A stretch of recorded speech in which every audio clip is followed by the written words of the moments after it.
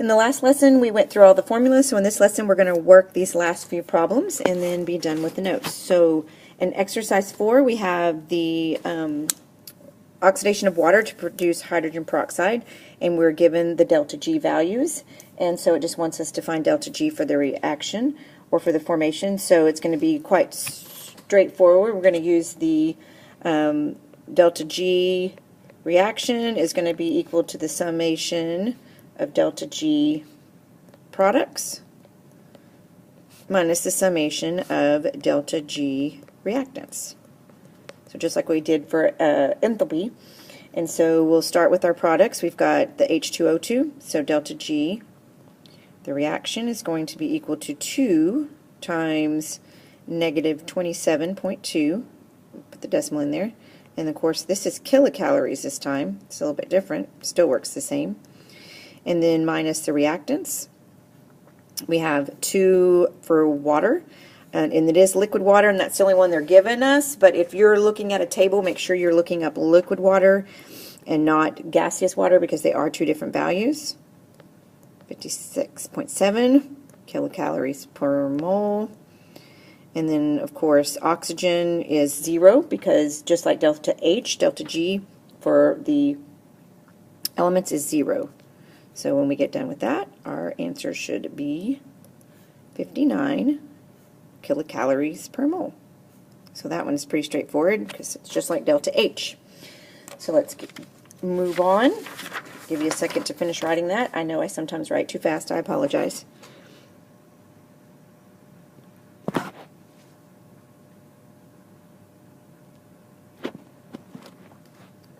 Alright, so the next exercise is carbon and diamond, and I can tell you right now on your notes the answer key is wrong. And you'll see that when we work it. So this is just like what we did when we did Hess's law, where we can rotate things and make them add up to our final equation. So we're looking for diamond going to graphite. So this one we're going to leave the same. We don't need to change it. But this one we're going to need to reverse. And just like delta H, when we reverse it, we change the sign, or if we use an integer, we multiply the delta G by the integer. So we're going to keep the carbon, and we're just going to do DIA, we're going to abbreviate that, plus O2 is going to CO2, and we're going to reverse this one.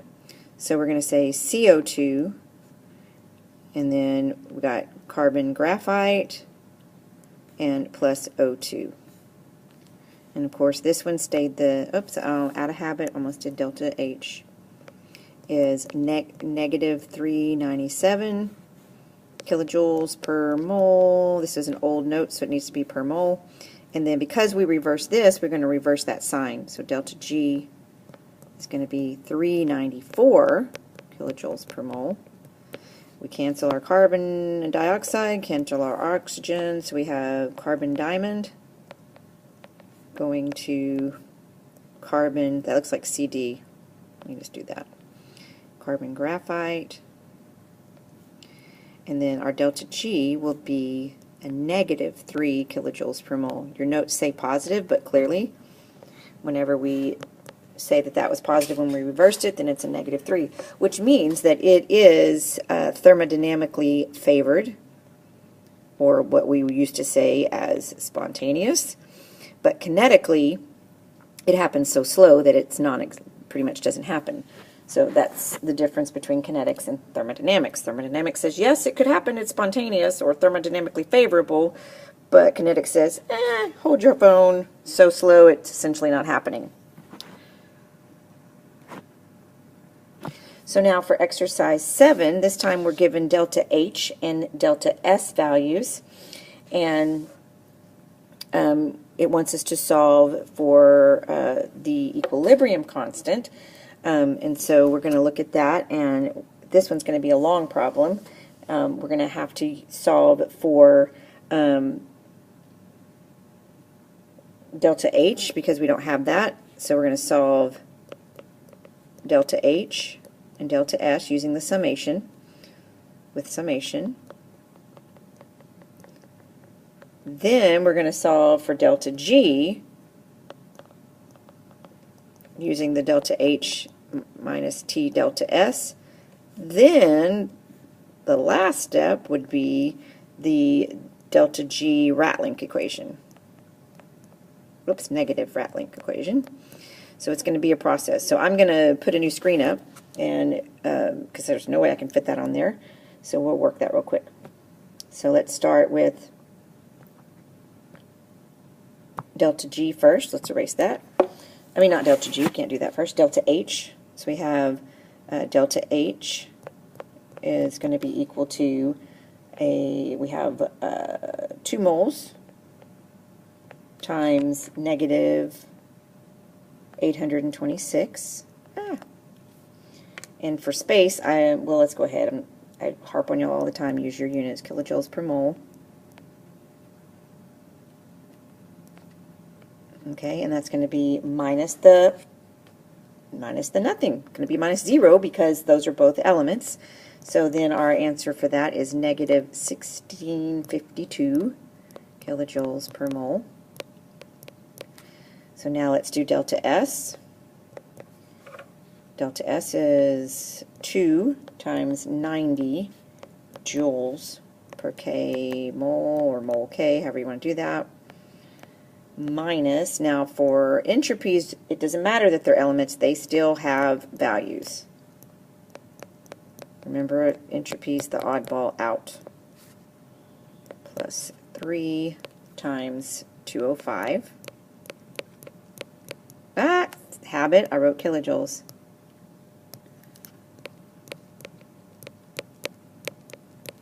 And then that ends up being a negative 543 joules per mole K, sorry. I know that when I use my delta G equation, I'm going to need this to be in kilojoules, so I'm going to immediately convert, and so it would be a negative 0.543 kilojoules per mole K. That way when I go to plug it in the delta G equation, I'm good to go. It's a good habit to get into, and so you don't accidentally use one in joules and one in kilojoules. So now let's do delta G. It's equal to delta H minus T delta S. So let's plug that in. We've got negative 1652 kilojoules per mole minus, our temperature was 25 degrees Celsius, so 298 K. We have to be in Kelvin because of this Kelvin right there, times negative 0.543 kilojoules per mole. So I get my delta G value is a negative 1490.2 kilojoules per mole. So now the last step is I'm going to use delta G is equal to negative Ratlink and solve for the equilibrium. So the R value, remember, is 8.3145 joules per mole K. So that means I cannot keep this in kilojoules. I'm going to need to put it in joules.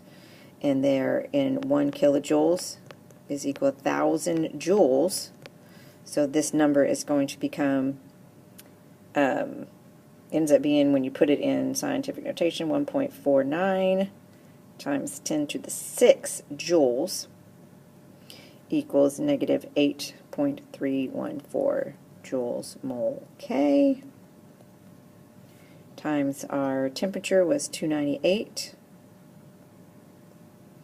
times the natural log of K.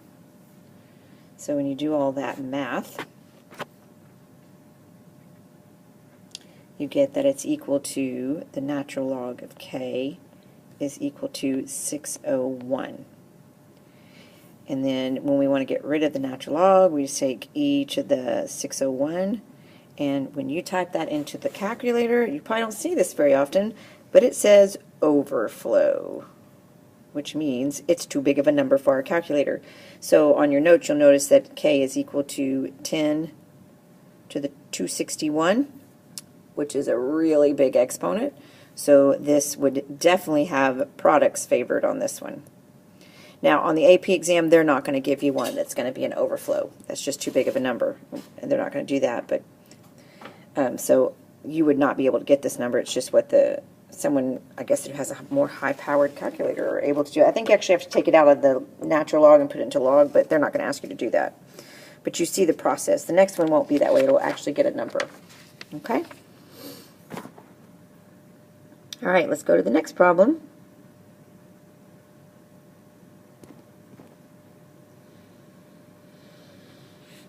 All right, this one wants us to calculate the thermodynamic boiling point of water, liquid water to gaseous water, okay? And a couple of things we need to recall is that during a phase change, the system is at equilibrium, so delta G is 0. So we're still going to use this delta G is equal to delta H minus T delta S, and then we're set that equal to 0, delta H minus T delta S. And the notes tell you how it's derived, but we'll go ahead and do it. We're going to subtract delta H from both sides, just like simple algebra. So then we have negative delta H is equal to negative T delta S. So if I decide to divide both sides by negative delta S, then T can say, therefore, T is equal to delta H over delta S because our negative signs cancel out. So now we just plug and chug. This is in joules, this is in kilojoules. So we got to flip them around. To me, it's easier to make this one be kilojoules because it's a divide by 1,000. So because just like before, it's 1,000 joules and kilojoules. So this is going to be 0.1188 kilojoules per mole. Okay. So now we can plug that in. We've got 44 kilojoules per mole divided by 0.1188 kilojoules per mole, K. So these units cancel, and when we do all that math, we get that our temperature is 370 Kelvin. Okay? Now, just for grins to kind of ballpark it and see if we're on the right track, if I take 370 minus 273 to put it back in Celsius, I would get approximately 97 degrees Celsius, which is close to our 100. It's not unthinkable, but if we did this and we got like 50, then we probably did something wrong because we know that the boiling point of water is not 50, but 97 with these values, we're pretty close. Okay.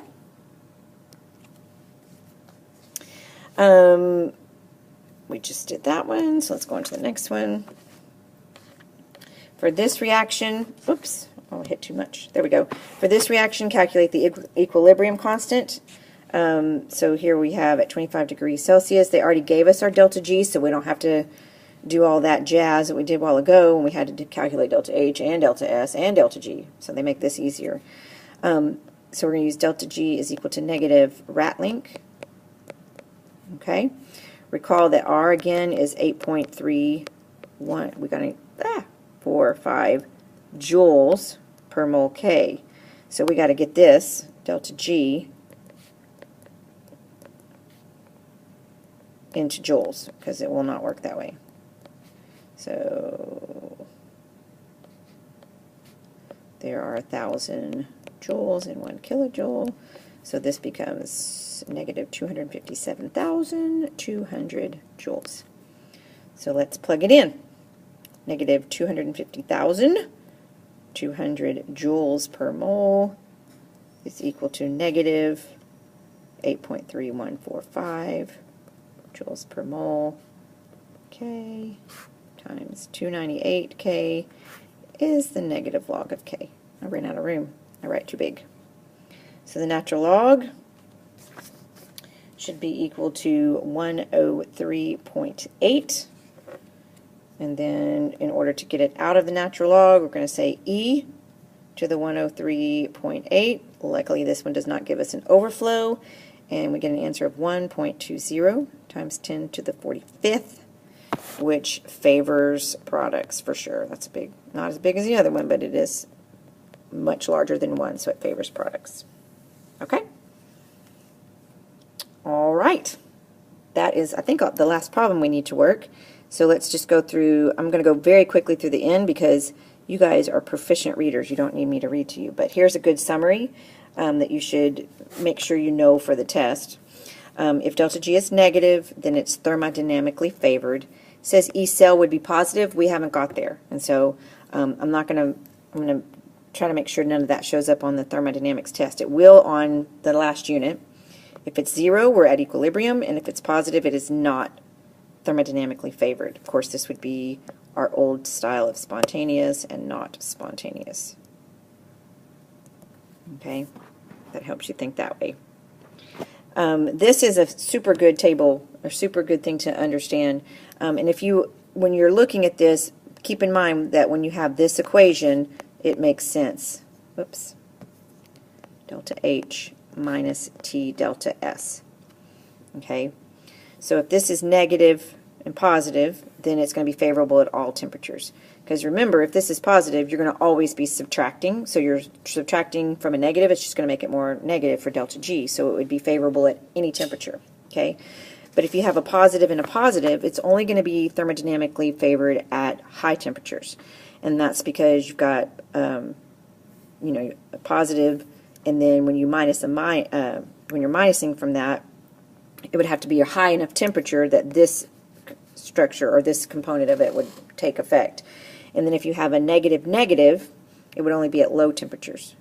Okay, and that's because this side would be negative, and then when you minus a minus, of course you get a positive. So it would only be at low temperatures so that the positive doesn't overtake the negative. And then if you're positive negative, it will never ever be thermodynamically favorable, because in this case you'd be taking a positive, and then when you minus a minus, it's positive, you'd be adding 2 positive numbers, so you would never get it to be favorable. If for some reason you get to the test, either in class or on AP test day, and you can't remember this little table, throw in some dummy numbers. Okay, throw in some negatives and positives and just kind of play with it and see what you think. I mean, you know your rules. A negative minus a negative is a positive. So if you're adding a positive to a negative, you know, that kind of thing. So you just got to look at your temperatures. Okay, the rest of this is relationship between delta G, K, and E. That will be important when you get to the AP exam because those things are all go together. But for our unit test, like I said, I'm not going to show up any E cell because we haven't learned what it is yet. And here's some common misconceptions that I'm going to let you read through because you are all good readers. Okay? Anyway, that is the end of our video lesson, and I will see you after spring break. Make sure you do all your worksheets.